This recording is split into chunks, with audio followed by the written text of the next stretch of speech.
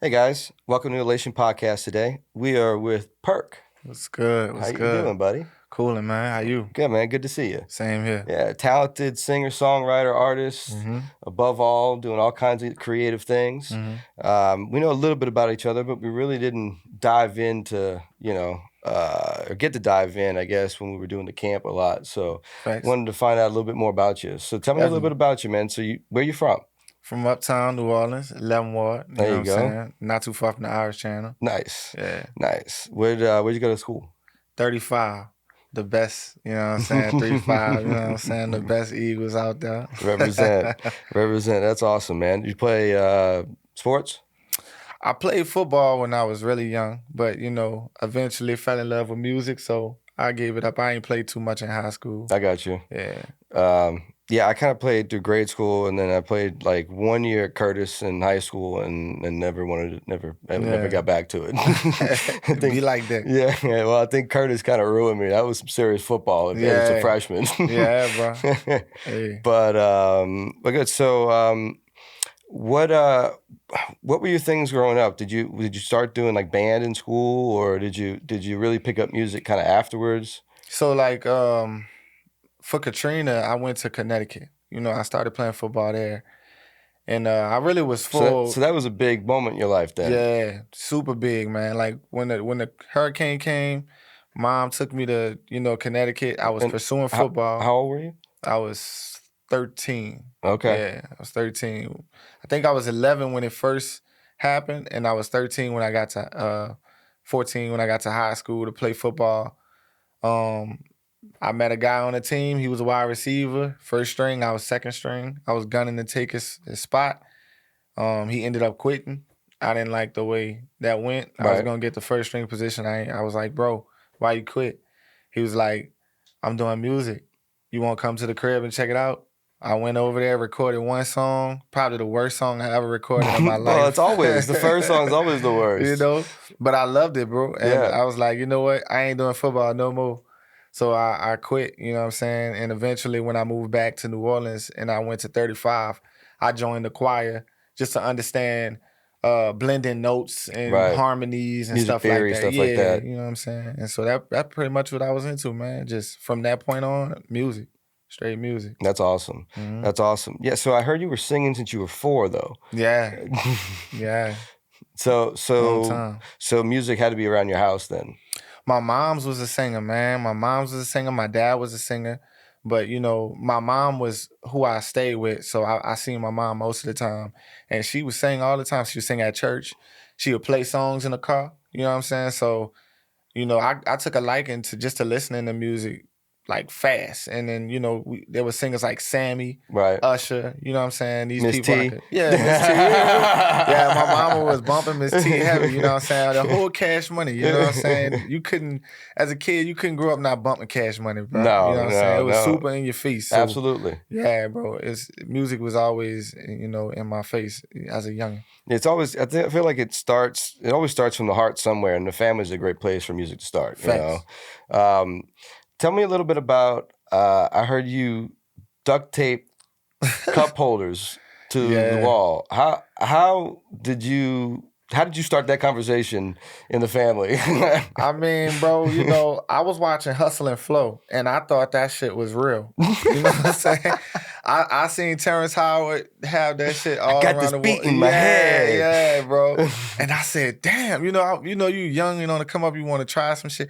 So I was like, man, you know what? Let me go to McDonald's and ask them, can I get as many cup holders as they gave me like the little 4, pack cup holders. Right. And I went home and I just duct taped that shit all over the living room wall. And my mom walks in and she's like, boy, what the fuck you did to my living room? And I was like, it's going to be soundproof. We're going to be rich. I'm telling you, it's going to soundproof everything. And she just saw how excited I was.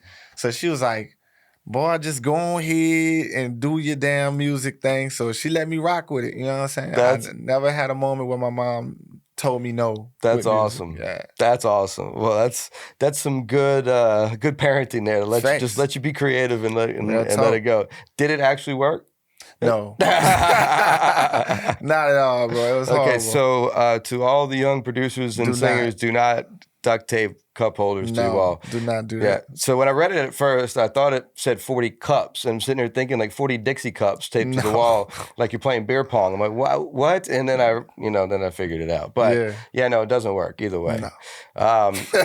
Well, at least you've seen progress because you go from that to The Voice. Tell me about The Voice situation, man. Yeah, man, The Voice is crazy. I really didn't want to go at first. And then I had a manager that I met in New Orleans who believed that I could, compete on that level. So she signed me up, you know what I'm saying? And I got in the car with her, went to Texas, audition, and they never told me no until I got to the big screen. Shakira turned her chair around for me. She was my first coach. Blake Shelton's a funny guy, man. He kept trying to fuck me up. Like, yeah, you're gonna choke. When the cameras went off, he's you're gonna choke. I could just see it all over you. It's like, motherfucker. But yeah, he was cool. Yeah, I could see him busting chops. Yeah, he was like, your name is C. Perkins? Maybe I should change my name to B. Shelton. I'm like, bro, come on, man. You know what I'm saying? But he was cool. He was just fucking with me. Yeah, of course. I think it lightens the mood sometimes when guys like that do that because, sometimes you can get a little overwhelmed and, having that many people around you like that, and if they're messing with things and kind of acting like that, it makes things a little lighter, Ain't so much pressure, or you can take it personally, you can go opposite, but, well, how is it on those shows though? I hear like different stories, like sometimes the songs are picked by them and you don't really get to pick your music and you're kind of forced to pick a few songs, and if you don't know the lyrics, it's what it kind of, because I've had a couple guys that have gone up and screwed up the lyrics because they were songs that he didn't know, and they were like, these are 3 songs, like I didn't know any of them. Yeah. As far as like singing every word, know them, Facts.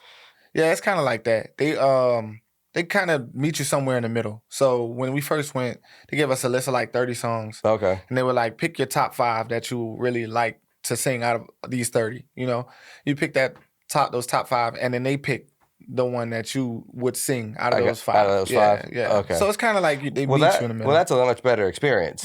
Yeah. All right. Yeah. Well, good. Well, I congratulations, because that's pretty awesome. Thank you, bro. To get up that far.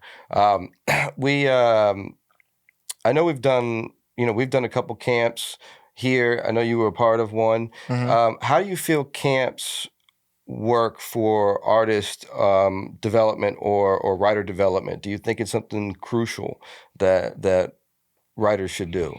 Definitely. I think it teaches you studio etiquette.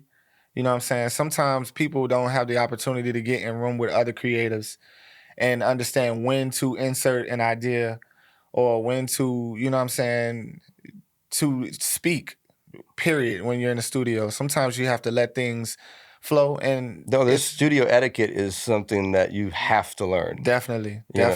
Because you'll get in the studio and you get so excited, you think you just have all the answers, and you're like, me? Oh, say it. And it's like, you're just throwing out these answers now. It's like you're really slowing the process down more than you're helping it. And then that can hurt your chances of being invited to another 100%. session. You know what I'm saying? Well, and it's a team environment. You got to find your spot on that team. Facts. And in that session, you might not be the voice. Exactly. So that means you got to run your next session and be your own voice, Exactly. But it definitely teaches you a place to speak up and do your thing. No, I agree. And producers, the same thing. I feel like if you don't get around other producers and learn other tricks and what people are doing, then you kind of get stuck in one bubble, That's true. But I do have some advice for young producers, though. Don't listen to too many other producers, because one thing I did in LA was I was new and watching producers that were way more, I guess, way more into their progression of talent than I was. And I would listen to every little thing that they said and every little critique. And then you learn that those critiques are only because they're producers. This is what they would do to it. It doesn't mean what you did is wrong. Facts. So it takes the right artist to hear that, what you did. So if anything, I would say stay around more artists and do artist camps than straight producer camps, because I feel like you'll actually be able to be yourself and get on, your own wave. But you definitely have to be a part of those group things. How did you like the Elation camp? Man, it was dope. You know what I'm saying? I got a chance to work with people I looked up to. You know what I'm saying? Jazzy Faye, of course, man. I used to grow up, bopping in front of the TV to Jazzy Faye. Ladies and gentlemen, you know what I'm saying? He used to be teed up, Man, I figured out it was the 1997 was the first time I heard Jazzy Faye like on a beat, like, and then I remember the song and still listen to every now and then. You know what I mean? I told him that it was like out of all the songs, it was a TQ song. I don't know. He was like, out of all the songs, that's the one. Man, but Jazzy got that smoke, bro. Jazzy was great energy. Yeah, definitely. And Rodney, man, come on, you can't forget about the Brandy shout out era. Rodney. You know what I'm saying? Absolutely. Michael Jackson, Rock My World, bro. Say My Name by Destiny's Child. That's classic records, bro. Yeah, that's records that are embedded in me as an artist and stuff that I looked up to. So even to have the opportunity to just shake hands with these people, you know what I'm saying? Just get a glimpse of how they operate. Right. It just did wonders, you know what I'm saying, for anybody. This is stuff you dream. You dream about, Yeah, no, that was a crazy camp. They have them both here at one time was nuts. Hell yeah. We were shooting for one and we got both, Yeah. And outside of that, man, just all the other artists too. You know what I'm saying? Just kind of getting around people who are really good at what they do. You know what I'm saying? Nave, K, you know what I'm saying? It was a bunch of different artists that were there, RJ, who are really good at what they do. You know what I'm saying? And just kind of being able to kind of cross paths with them, because I feel in LA, that's one thing that they do have that we don't have in New Orleans, are like those camps and those A&Rs and people to make those random sessions. Yeah. The random sessions. But with the A&Rs, that's the one thing, no matter what, we still don't, even if we create these camps, it's still going to be tough to have the A&Rs in the room because we're in New Orleans. They don't have these buildings down here. But if we create a market, they'll come. Yeah. But those random sessions mean a lot. I mean, that was a lot of my networking in LA was just, hey, pull up. Yeah, and you don't question. Facts. You pull up, and you don't never. That's how I met Usher. That was a random session, and Mark Pitts from RCA was in it. And, Come on. And it was like, I'm just looking around the room and I'm like, I can't believe I'm here right now. That's hard, bro. So congrats, bro. And then you get back, you get invited back, and different sessions, and things start to progress. That's crazy. But yeah, we definitely have to create those random moments as much as possible. Tell me about some people that you've collabed with and worked with. I know Subtweet Sean is one that's been coming out recently, right? Yeah, Subtweet, man, he's heavy taking over the bounce scene in New Orleans, man. He's been doing his own thing for a minute, but I think I caught him freshly when he got on, and we just started working together, and it just kind of worked like magic, bro. You know what I'm saying? He has a real good ear for how he wants his records to go, and I'm just really technical when it comes down to mixing and creating these records and producing, and so we just kind of put our heads together, man. We've been on fire ever since. You know what I'm saying? But outside of him, I've been working with other artists like Trey Billy. That's Kango Slim's son. Yeah. You know what I'm saying? From Partners in Crime. Shout out Kango. Yeah, man. We love Kango. Yes, sir. Yeah. So Trey Billy, he's been doing this thing. We're working on the album right now. Me and my guy Busy, he kind of put me in the door with things. ODD, she's a dope rapper from the city, and I kind of did like most of her tracks to date, you know what I'm saying? She's a really dope artist. So I got a number of people I really worked with, you know what I'm saying? Awesome. The list goes on. What about Juvenile? Juvenile, I've done a session with Juvie, but I haven't really done any work with Juvie. So I've done a session with Juve a long time ago. We were in the studio for like 6 hours straight, man. And we kind of, just worked on Juvie, kind of taught me how to write better. Because he put a perspective on my writing that I didn't pay attention to at the time. I got you. I just was kind of all over the place, like first person here, third person there. These sentences were different. And he was like, "Who are you talking to?" And I didn't think about it until I went home. I was like, "Damn, Juvie's right. Who the fuck am I talking to?" So I went home and I kind of redirected how I started to compose these records. And boom, man. You know what I'm saying? It just kind of put me on another level. Just that crazy little sprinkle dust, huh? Mm-hmm. Yep, just being in a room with other people, bro. Yep. Hearing it, and everybody hits you different, man. Yeah, 100%. That producer, even though you say you don't want to listen to them, something that they can say could be beneficial. No, just 100%. Like it could, and you're right.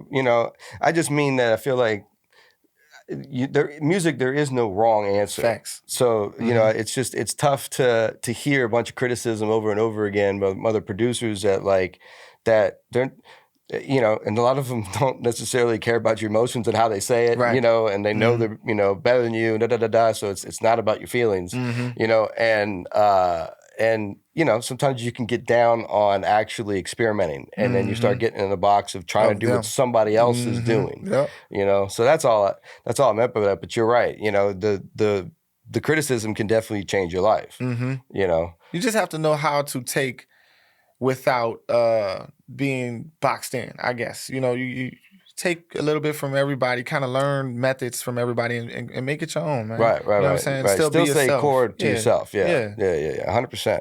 Well, tell me a moment that really mattered to you in music, something that changed your life. I know we just talked about the Juvenile thing, but tell me something that really cemented music in your life as a career. Something that cemented music. I think so there was a moment in my life where I was doing music, and I've always done music, right? I've always loved it. But this engineering side of me has really turned things up to another level. So at one point, I couldn't get in the studio for nothing. I had my money ready. Engineers would give me the runaround, wouldn't answer my phone calls. And there was a guy who was in prison watching me on The Voice. You know, his name is Y.O. He got out of prison and was like, yo, I saw you on The Voice while I was in jail. I was locked up. He's like, bro, let's do some music. And I was like, bro, listen, I appreciate that, but I'm down on my ass right now. I don't have no bread. I'm fucked up. You know, I can't really get to the studio. He's like, don't worry about none of that. I can pick you up. I'll bring you to the studio, whatever you need. And he did, bro. He brought me to the studio. He was the only person that I had at that moment. He was the only studio that I could go to free of charge, never charged me for anything. Wow, that's awesome. Yeah, bro. And that was the place where I had to work, you know. And I was kind of like dragging my feet. I was just messing around with Pro Tools and stuff like that. And then later, along in life, like maybe a year later, he was killed in front of his studio. So that I was hurt. I was hurt, man. You know what I'm saying? Not only because of he was a good friend, but you know, I didn't have anybody else to go to. You know what I'm saying? I literally could do nothing, and that anger sent me to YouTube and Google day and night, you know, and I would just study engineering, producing, like any video I could find. I didn't care. At that moment, I was like, I'm gonna, you know what I'm saying, go full throttle for this, you know what I'm saying? And, you know, he always told me before he died, he was like, bro, you are really talented. You know what's really gonna change everything for you? When you finally go through some shit. And it was crazy that That's shit nuts. was him. Yeah. That's nuts. Yeah, bro. It's crazy. Man, that's yeah, those experiences. I mean, death is one that definitely cements things in your head. Whether it's good or it's bad, you know, you can take it either way. But you know, it's a good. It's a good thing you took it on the good side. You know, and used it as motivation. But that's crazy, man. It's a story in music that we hear way too often. Yeah, you know. Talk. But. Yeah, that's crazy. Well, shout out, man. That's good love. So tell me about some music that you got coming out now. I know you got an album or some projects coming out. So right now I'm working on some music that that isn't being released, but I'm doing a lot of R&B type music to kind of go back to what I did my first album, which is Substance. And that album it really set the tone for my fans, you know what I'm saying? When I made Substance, right? Before I made Substance, I quit pursuing music. I was like, this isn't working out. No one's listening to me, you know? And I started to create this music that I felt really deep to my spirit about. You know, I was going through things, you know, I wanted to kill myself at one point, was thinking suicidal thoughts. And I would just, instead of doing stuff like that, I would go to the studio and I would just sing about it. Right. You know, and I would be very detailed on these records. And I never intended to put them out. But this lady who was the manager at the studio I was doing this stuff at, she stood by the door one day and kind of heard me singing this music. And she was like, oh my God, this is like really good. So they throw showcases every 6 months at the studio I was at. And she begged me to do a show. And I was like, I don't want to do it. But she kept begging me, you have to do it. And I ended up doing the show and I performed those songs. And the response that I got from the crowd was like never before. I've never ever seen people respond to my music like that. So it shocked me. And you know what I'm saying? I kind of realized at that point people want heartfelt music, real music from me. You know, that's what they gravitated towards. Right. So I've been getting back more to that, you know, as far as my up and coming projects later on, outside of the bounce of what I've been doing with Subtweet. So kind of like bounce for me is like a commercial break. You know what I'm saying? Because you gotta have fun with music. You know, yeah, you gotta have fun with music. But at the same time, like what's missing in most of today's music is the heart. So you know, if you can nail that down and appeal to somebody on that level, it's a different type of fan. Definitely. You know, and then they'll always listen to you. You know, so well, that's awesome, man. Well, you know, I'm glad you came out of that because and used music as a tool. Definitely. You know, because it really can be a therapist. Yeah. It definitely was for me, man. For real. That's awesome. Well, tell me a little bit about what brings elation to you in your life. What would you say that is? What brings elation to my life? Yeah, because, you know, elation is peak happiness, basically. That's how we kind of sum it down. So I think what brings happiness to me at this point in my life is doing what I love to do. You know, family, you know what I'm saying? Just being able to provide. I'm getting older now, man. So just the simple things in life, you know, that really matter the most. You know, music is a big part of my life, but sometimes things that you have a passion for could really kind of throw you off from what really matters in life too. Oh, yeah. You know what I'm saying? So I don't want to ever be in that position. You know what I'm saying? And at this point, man, you know, friends, family, people that you love, doing the things you love to do with the people you love, that's all that really matters, man. Right. You know, everything else is coming and going. The bread, money, you know what I'm saying? If you're an artist out there and you just doing this for some bread, man, that money you get, you're going to spend it. It's going to be gone. But the time that you lose with the people you love, you'll never get back. So keep that in mind as you're moving forward because it is extremely important. You know what I'm saying? Real talk. Absolutely. Yeah, I second that. Yeah. I second that. Well, awesome, man. But tell me a little bit about your socials and where we can find you and where we can find the music. Man, follow me on Instagram at P3RK official. You know what I'm saying? Y'all can follow me on TikTok. I think it's P3RK official on TikTok. I'm an old dude, man. It's TikTok and these social medias and stuff. I just need one social media handle. But yeah, man, follow me on Instagram. That's where I'm at most of the time, man. P3RK official. Awesome. Well, great. Well, thanks for spending time with us today, man. Of course, brother. Yep, absolutely. Definitely. Thank you guys for joining us at Elation, where we find exhilarating euphoria through creation and collaboration.